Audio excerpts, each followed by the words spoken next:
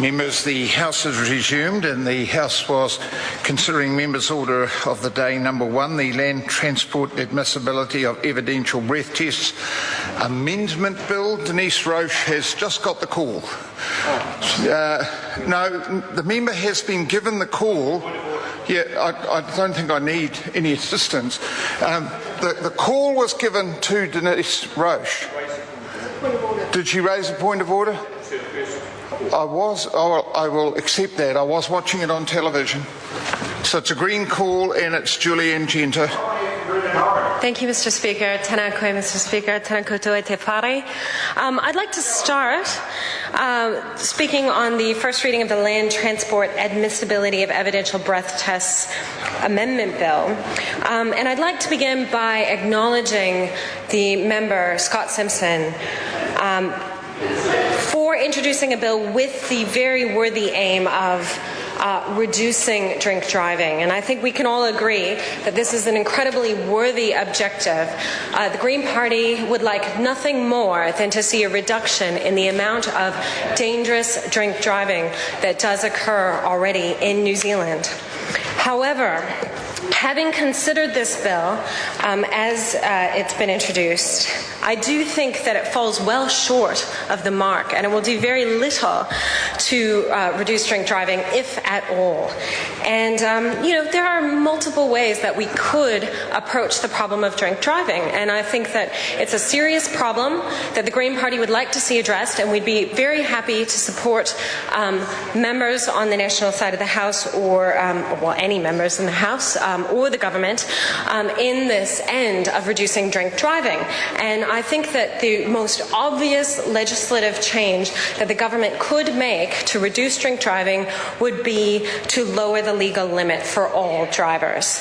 And I suppose I have a huge question in my mind. Why isn't that sort of initiative being taken? If this government is actually serious about reducing drink driving, surely they would be willing to take this step that so many other countries around the world have already taken to reduce the blood alcohol concentration legal limit from 0.08 to 0.05, as all of the evidence shows would make a dramatic difference in increasing safety on our roads, increasing the safety and well-being of New Zealanders, whether they be in cars or not, if they're in the land transport environment in New Zealand. So it is with some regret that I note that this bill will actually do nothing at all to reduce the drink driving that occurs in New Zealand.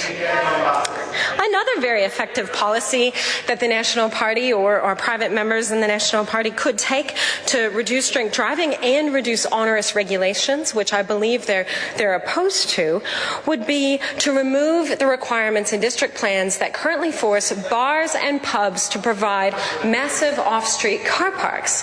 So on the one hand, we have this policy, a public policy, which says one shall not drink and then drive. We shall not drive under the influence of alcohol.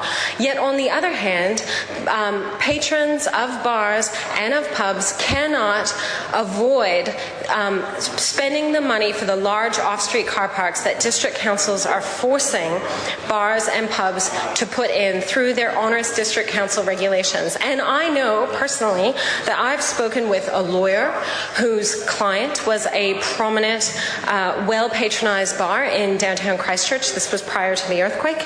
And that bar, because of the requirements in the Christchurch district plan, was required to put in 100 car parks. 100 car parks that they were forced to put in. It was a third of their overhead. So we're talking about a pretty substantial cost imposed on developers, which results in nothing if not people being more likely to drink and drive. And it just seems to me that this is an easy policy win. It's a low-cost way of giving councils, the signal that it's actually developers, it's up to developers whether or not they're going to provide off-street car parks. But particularly in the case of bars and pubs, Mr. Speaker, I believe it would be extremely important for them not to be forced to provide off-street car parks. So the question for the House is, do we really want to legislate to address what was only one problem, maybe in 1 or 2 cases ever? And that's what this bill does. And it's for that reason that the Green Party will not be supporting this bill on the first reading, because we simply do not believe that it passes the test of being necessary or sufficient to address the problem of drink driving in New Zealand. And we are particularly concerned at the proposed wording in Section 4, subsection 5, which is very, very broad and very vague. And what this says is that it's going to change the rules around the admissibility of breath tests for any reason at all, even though supposedly, purportedly, the bill's being introduced specifically in the case of when a blood specimen is not able. Thank you, Mr. Speaker. Time's expired. Sorry about that. The question is, Michael Woodhouse. Thank you, Mr. Speaker. I'm very, very pleased.